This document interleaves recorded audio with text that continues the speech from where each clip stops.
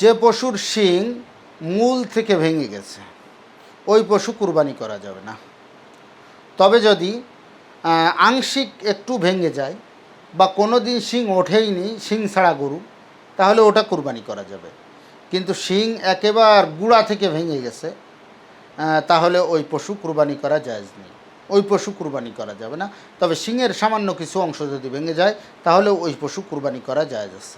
যে পশুর লেজ বা কান, আসলে লেজ বা কান যদি 1/3 বা 1/3 থেকে বেশি ক্ষতিগ্রস্ত হয়, না থাকে, কেটে যায়, তাহলে ওই পশুও কুরবানি করা যাবে না। আসলে লেজ আর কানের কথা কেন বললো?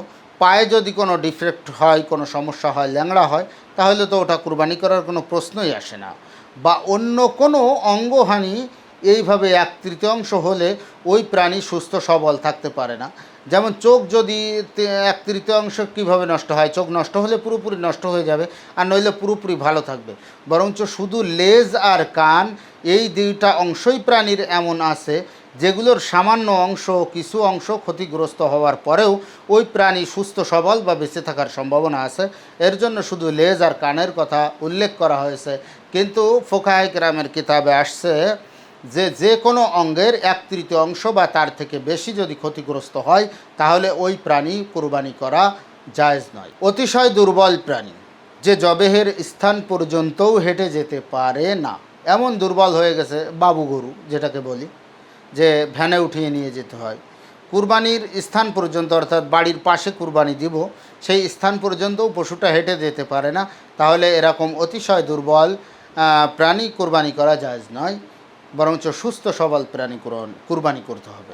ভালো পশু ক্রয় করা হয়েছে, কিন্তু পরবর্তীতে কুরবানি না করার মতন আলামত বা চিহ্ন তার ভিতরে দেখা গিয়েছে, তবে যদি সামর্থ্য থাকে তাহলে আর একটা পশু ক্রয় করে সে কুরবানি করবে, আর যদি সামর্থ্য না থাকে, গরিব হয়, তাহলে সে ওই পশু দিয়েই কুরবানি করবে।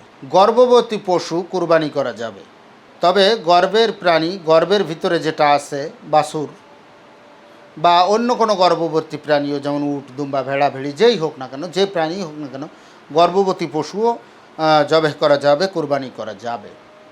তবে গর্ভের ভিতরে যেটা পাওয়া যাবে ওটা যদি জীবিত থাকে তাহলে ওটাও কুরবানি করে দিতে হবে। তবে হ্যাঁ, একেবারে প্রসবের নিকটবর্তী যদি হয়ে যায় তখন এটা করা মাকরুহ। একেবারে প্রসবের নিকটবর্তী, যে 2-1 দিনের ভিতরে বাচ্চা প্রসব করবে, তো এমন সময় কোরবানি করা এটা মাকরুহ হবে। বন্ধা পশু প্রাণী অনেক এলাকায় প্রচলিত আছে, যে যদি আমরা যেটাকে বাংলা ভাষায় প্রবাদ বাক্যে, গ্রামীয় প্রবাদ বাক্যে বলি আদু, এরকম আদু প্রাণী, বন্ধা প্রাণী, গর্ভবতী বন্ধা প্রাণী, যে প্রাণীর মানে গর্ভ প্রজনন নষ্ট হয়ে গেছে বা গর্ভে কোনো বাচ্চা আসবে না, এরকম প্রাণী কুরবানি করা জায়েজ আছে। অনেক এলাকায় প্রচলিত আছে যে এরকম বন্ধা প্রাণী, যেটাকে তুমি পছন্দ করো না, অনেক এলাকায় বলে যেটাকে তুমি পছন্দ করো না সেটাকে আল্লাহ কীভাবে পছন্দ করবে, এর জন্য ওটা কুরবানি করা যাবে না।